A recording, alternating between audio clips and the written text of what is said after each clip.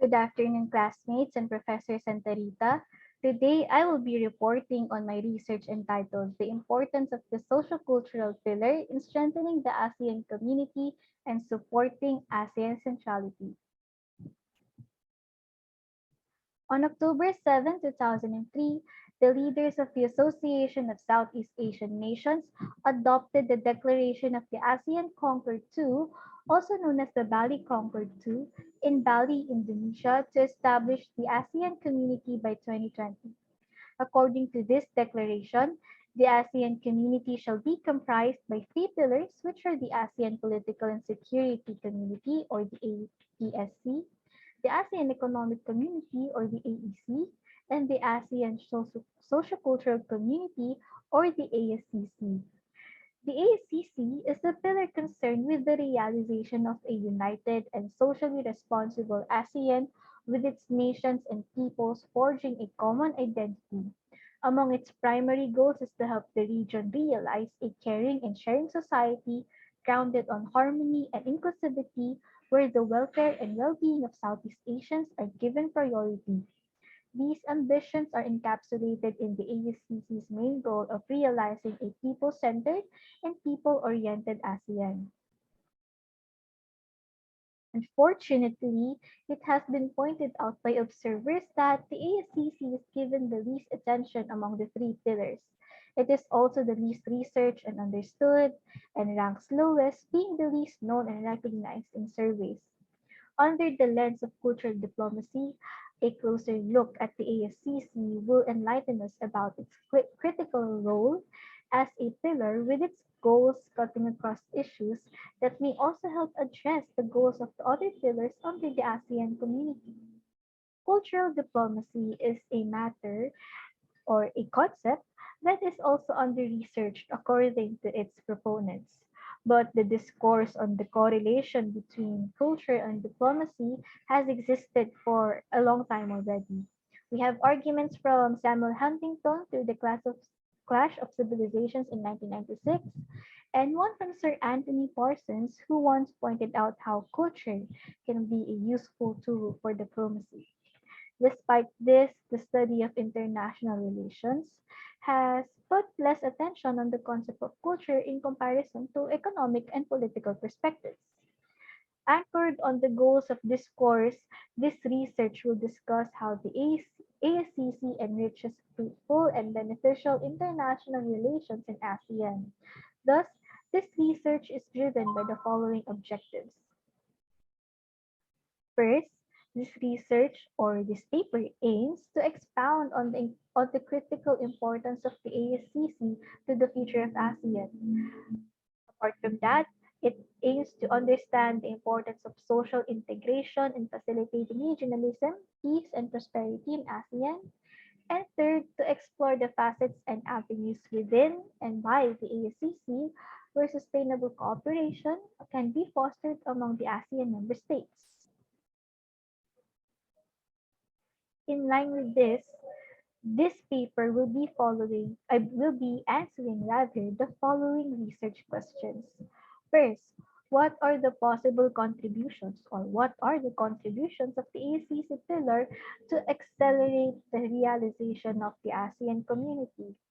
Two, how do the activities of the ASCC pillar as a facet of soft power help eliminate tensions and conflict in the region? And lastly, how does the ASCC blueprint contribute to ASEAN centrality and to the strengthening of the association's position as a regional entity in the international arena? We shall now go over the literature review. A survey of related studies and articles will reveal that cultural diplomacy is often interchanged with or reduced into terms of propaganda, public diplomacy, and cultural exchange. An example of this is the study of Sommerich in 2001, whose work explained how the US uses cultural diplomacy as a tool to maintain the strength of its soft power in a globalizing world. There have been attempts to come up with concrete definitions for this concept, but changes in world politics and affairs have continued to influence the constant redefinition of this term.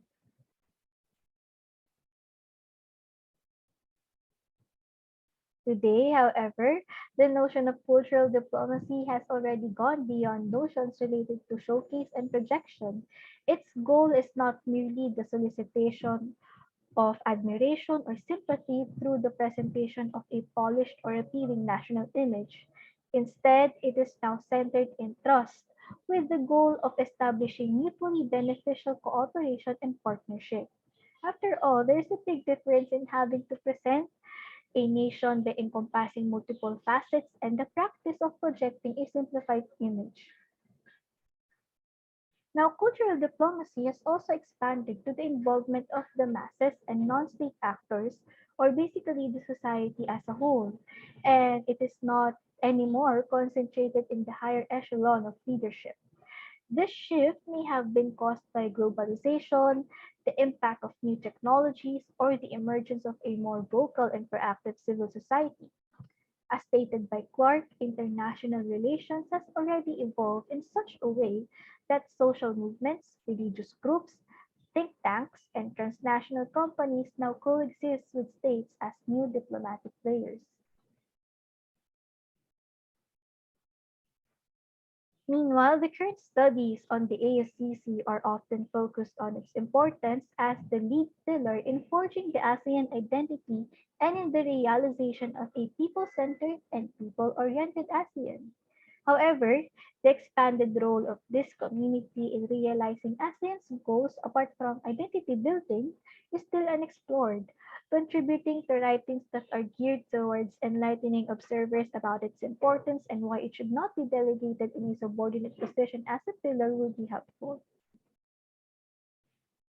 An excellent study related to this topic is that of Ma in 2015, which encapsulates the trends in literature in a nutshell. According to her, there are three schools of cultural diplomacy. The first school sees cultural diplomacy as an instrument to work that excludes politics. The second school advocates for a type of cooperation that can accommodate both non-state and state actors. Meanwhile, the third school sees cultural diplomacy as something that is beyond the realm of the state. Ma argues that ASEAN employs the second type of diplomacy to encourage or persuade and attract people to the idea of regional integration.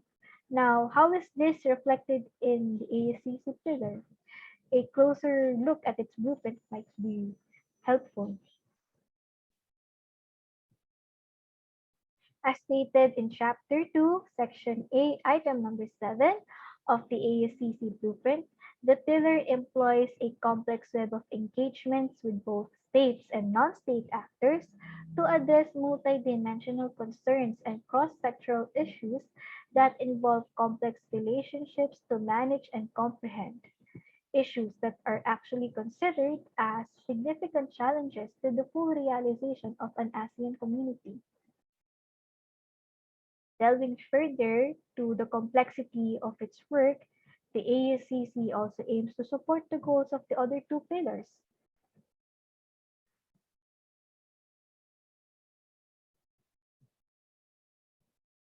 It can be implied that the ASCC, above all, is the pillar dedicated to ensuring that the peoples of ASEAN are able to enjoy the benefits of a truly inclusive, sustainable, resilient, and dynamic ASEAN community, further justifying why its goals cut across all pillars.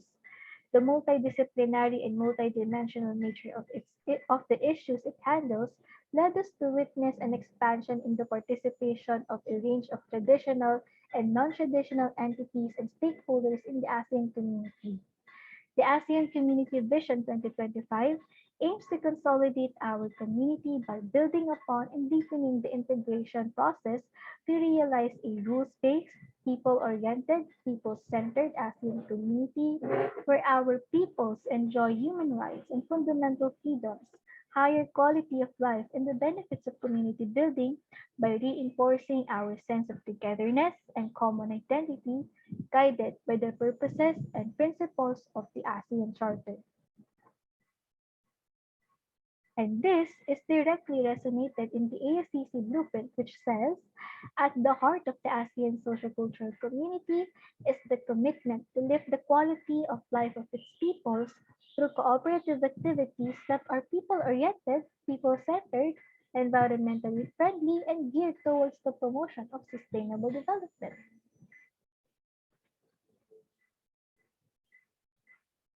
The following are key findings that may help us answer the aforementioned research questions. First, on the contribution of the ACC pillar to accelerate the realization of an ASEAN community.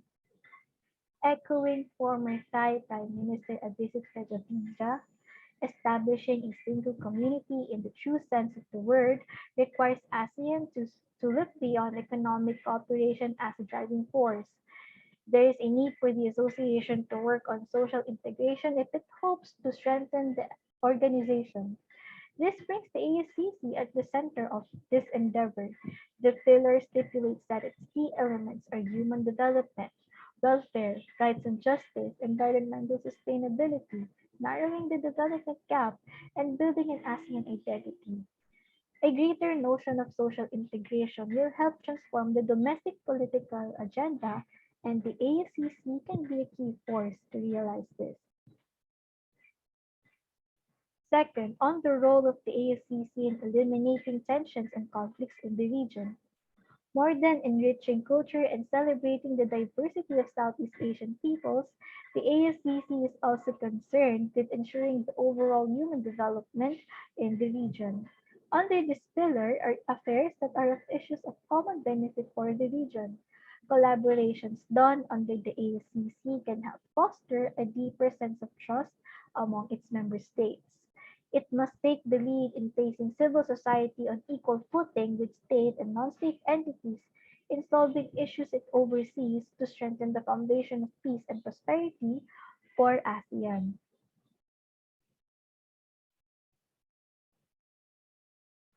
Lastly, on the ASCC's role in supporting centrality and the strengthening of the association's position as a regional entity in the international arena. Apart from encouraging its member states to strongly support the works of the pillar from providing resources, the blueprint itself does not explicitly explain how the ASCC can support ASEAN centrality. However, a review of the Charter and other declarations will reveal that the horizon for socio-cultural cooperation in ASEAN has expanded throughout the years, such as the Bali Declaration on ASEAN Community in a Global Community of Nations, which states the following towards the end of its aims for the ASCC pillar. Building on current practice and achievements, we will identify key global issues of common interest and concern, enhance ASEAN coordination and cooperation on these key global issues in relevant multilateral fora and international organizations, such as the United Nations, and raise ASEAN's profile and constructive role in the global stage. The challenge towards ASEAN now is to adopt a more coordinated, cohesive, and coherent position on global issues. Furthermore, scholars like Larry Maramis have stated that the ASCC should be able to translate its norms into practice more effectively. It needs to focus on promoting ASEAN's relevance to peoples, the other two pillars, and platforms that are people-centric in its mission and vision. At the same time, it must be able to anticipate risks to social integration in the coming years that might undermine the realization of an ASEAN community.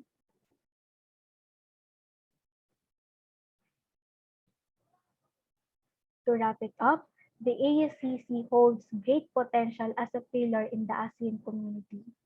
While it is indeed the one that receives the least attention from researchers and observers, it is not too late to turn our attention to the ASCC as ASEAN struggles to maintain its relevance in the age of globalization And in an era where the norms that helped it survive for the first 50 years are now being questioned. Apart from representing the social and cultural interests of the ASEAN people, the role of this pillar in contributing to the AEC and ASPC or APSC rather may also be explored to further understand how its work cuts across most of, if not all, the goals towards integrating an ASEAN community. It is faced with a daunting task, and at the center are the peoples of the ASEAN region itself.